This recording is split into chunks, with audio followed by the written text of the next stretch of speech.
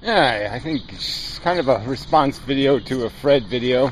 Didn't watch the very end of his video. He was talking about theism and atheism and how, there's no distinction that matters. Implying something like that anyway.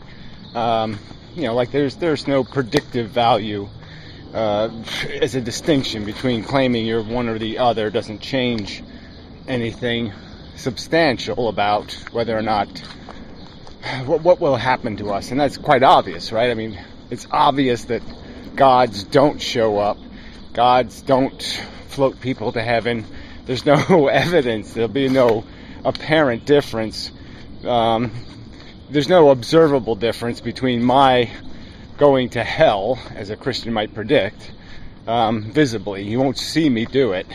And me rotting, both of those things will be consistent with both beliefs because the religion conveniently doesn't require any signs of the religion. No evidence, doesn't leave any fingerprints behind that belief system. So of course it has no, it's not a description of a reality that can be tested. Clearly, okay, so yeah. But to say it's not a significant modeling difference or logical difference, that you can't make predictions about how people's brains will work based on their belief systems. So all they have to do is say, yes, I believe in Donald Duck. I believe he flew to Mars and communicated with Martians and learned special technology, and he informed Walt Disney on how to build Disney World. Now, if somebody tells me that's their theory, then I'm going to presume they probably have a lot of other wacky theories, and I'm not going to let them drive my car or do a lot of things because I figure they're crazy. And you can make the same kind of argument for theists if they're going to buy this silly story in any real way, like I stake my life on it kind of way. If they're going to be obnoxious about it, I wouldn't trust them with anything important because they're going to screw it up. Because they don't have a coherent way of judging truth and falsehood. They will buy the Brooklyn Bridge. I mean, if you'll buy the God fable, then I guess if everybody tells you the bridge is for sale and it's a really good deal, you'll fall for it if everybody else is falling for it. You'll follow the sheeple pattern. And you'll buy any kind of bullshit as long as Rush Limbaugh tells you so. Or Pat Robertson. Or some other pretty face. Yeah.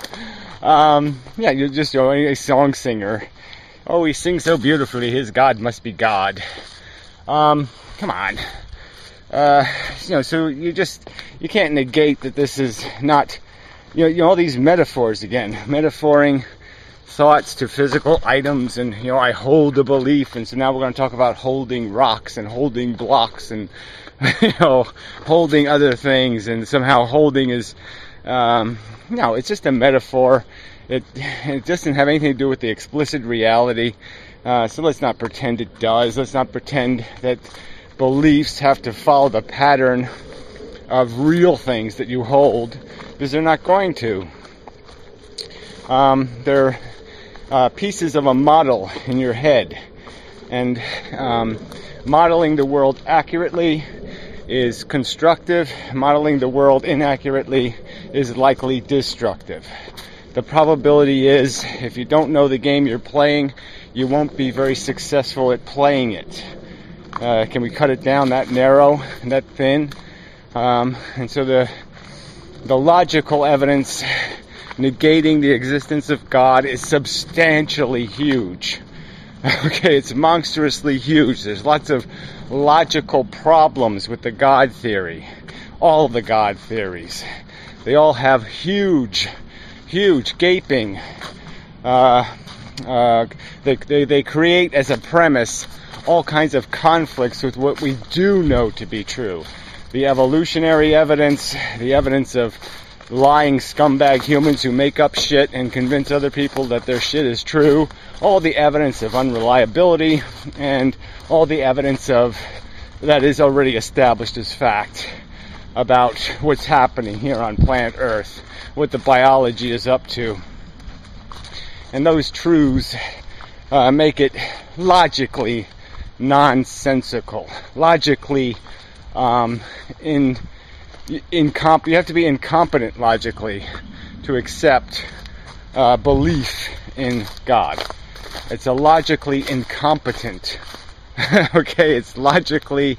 There's probably another word, but yeah, it just is. You have to be incompetent in terms of the function of the logic to accept God in the face of all the evidence demonstrating it to be a theory of huge corruptions.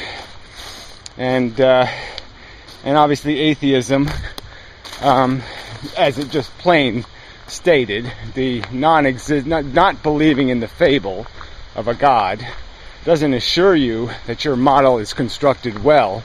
You might believe in some other mush. You might take your marching orders from some other mush. You might think DNA molecules are intrinsically bestowed with intelligence, so it'd be another logically flawed theory that could be put in another category. So it's not like there's a right and wrong answer, but obviously the question is more complicated than is there a God? The question is, what's the play of the game? What game are we in? And that can't be answered by just saying there's a God or there's not a God. You have to go a little further and talk about the intelligence of the design, the function, what is being consumed and what is being produced.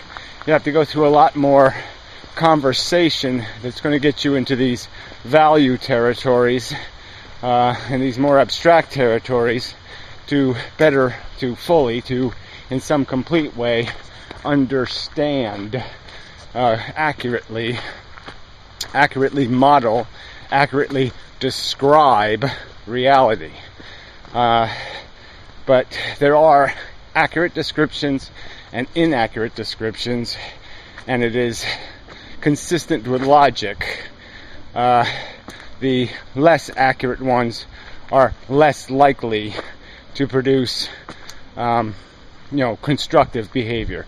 You're less likely to play the game right if you don't understand the game, if you've misunderstood it.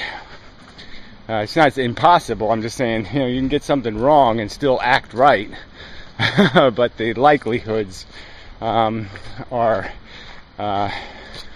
prejudiced towards correct answers leading to correct behavior.